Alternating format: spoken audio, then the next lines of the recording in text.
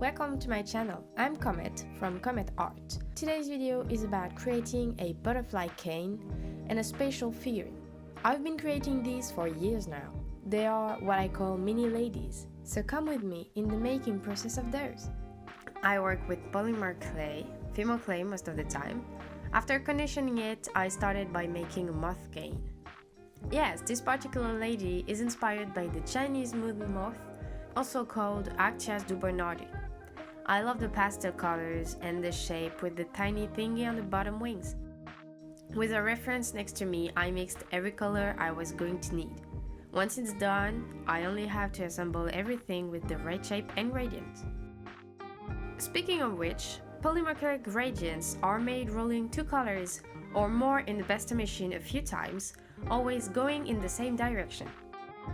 Since I had too much colors for one go, I just separated two gradients before rolling them in the Besta machine and reassembled them.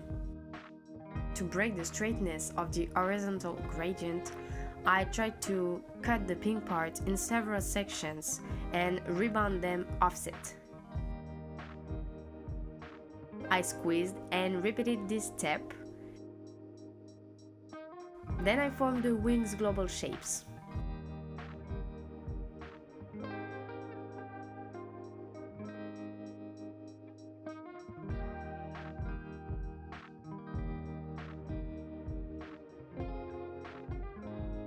I also marked where I wanted the white lines to go.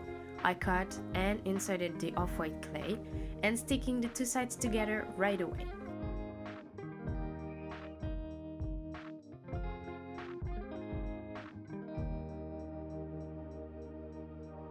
The rest is pretty much the same. I just follow my reference as I go and sometimes reshape the overall if I feel like I need to.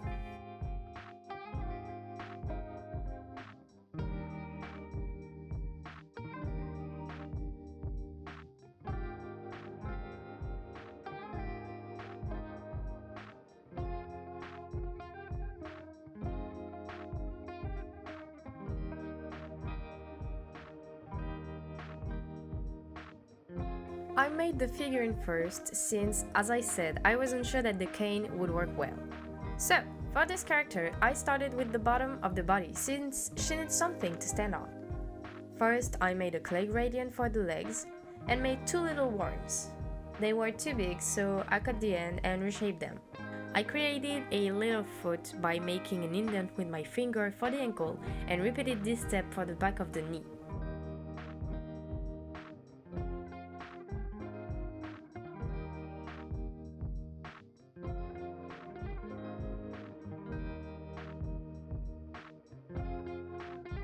The second leg is done and I assembled them. So this is the base I'm using now. I found some glass bells at a flea market. They're quite small and I thought they would work well with a figurine inside. I also have a small rose quartz that will act as the stool she's sitting on.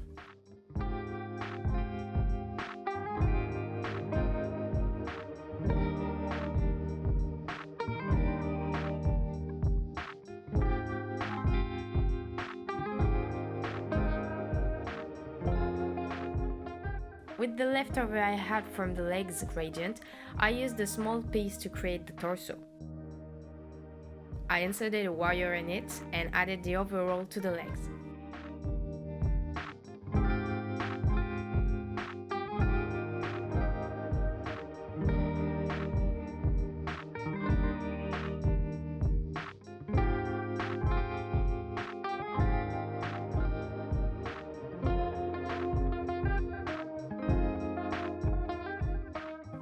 Let's add her head.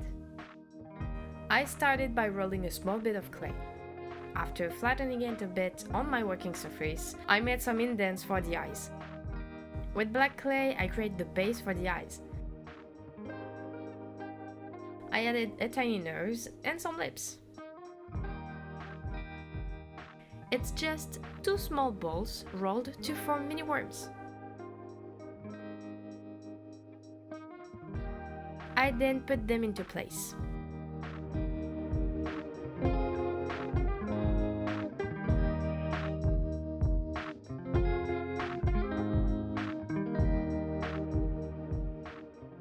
time for some luxurious lashes. I finished the eyes by adding some white and colored dots. I also made her some ears. Yes, here! I'm not really good when it comes to the frame, but I'm trying. Anyways, this is her face. Isn't she cute? It then goes on top of the body. Before baking it the first time, I want to add the first layer of the outfit into the oven. I baked it the first time, so I wouldn't ruin it by smashing something accidentally. Then I made her arms. It's the same process as the legs, except that here I tried to add fingers. And in a failed attempt, I just went back to the good old spatula hands. No problem. Not. Time to dress her up! I cut a thin slice and put it through the pesto machine. At first, I only wanted to see how that would look, and surprisingly, it turned out quite well. I used it to make all the different parts of her dress, selecting the colors and shapes I wanted.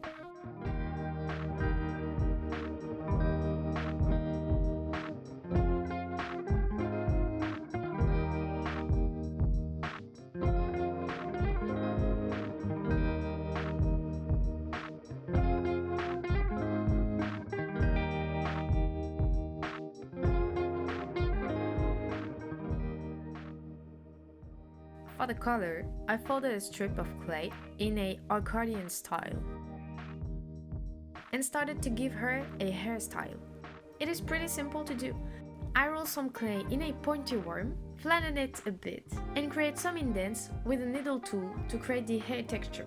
At this point, I had the idea to give her some antennas since, well, she is inspired by a moth, but I was afraid it would be too fragile if it was made in clay. So I kept that for later and made her some eyes. I don't know why I thought that giving her some green eyes would work. Guess I was thinking of a mantis, but she was already looking a lot like Shrek. Hopefully, I changed my mind right away and made her some black big eyes. It's a lot about trusting the process.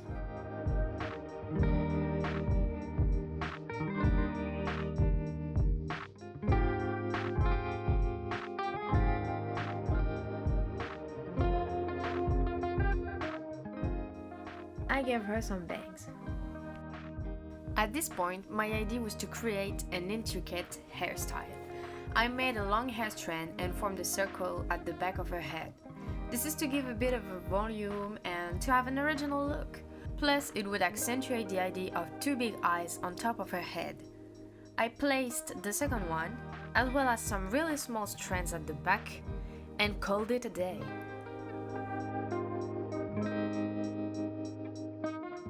So, what about the moth game?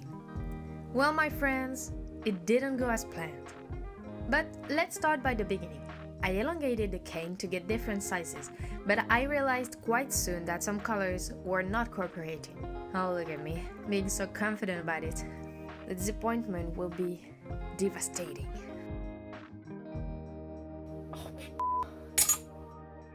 Anyway, I just went back to pressing it.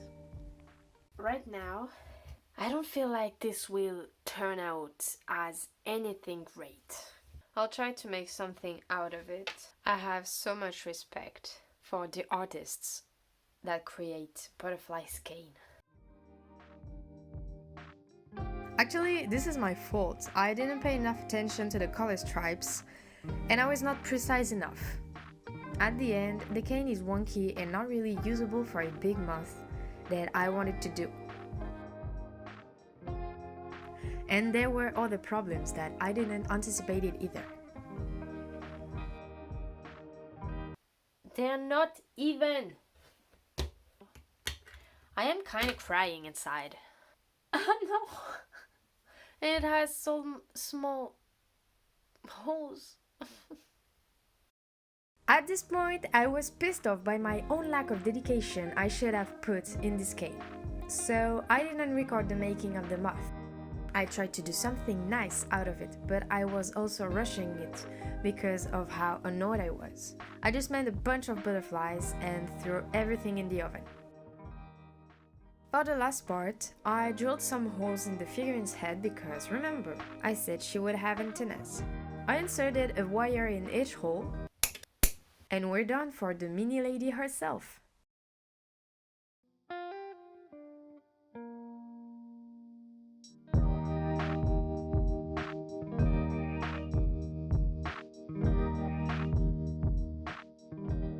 This one will be on my Etsy shop, but not the butterflies. I will try to make something cute out of them.